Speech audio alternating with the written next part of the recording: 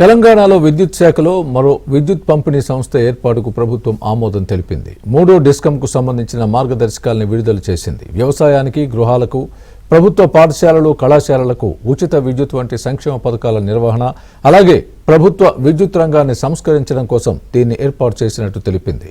ఇప్పటికే ఉన్న Telangana southern, northern డిస్కంలతో పాటు ఈ కొత్త డిస్కం పనిచేయనుంది. దీనివల్ల విద్యుత్ పంపిణీ వ్యవస్థలో సంక్షేమ పథకాల అమలును మెరుగుపడుతుందని భావిస్తున్నారు.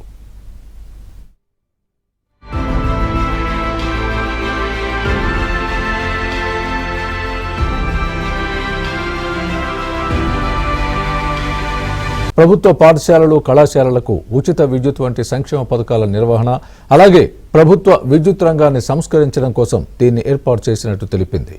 ఇప్పటికే ఉన్న తెలంగాణ సదరన్, నార్థన్ డిస్కంలతో పాటు ఈ కొత్త డిస్కం పనిచేయనుంది. దీనివల్ల విద్యుత్ పంపిణీ వ్యవస్థలో సంక్షేమ పథకాల అమలును మెరుగుపడుతుందని భావిస్తున్నారు.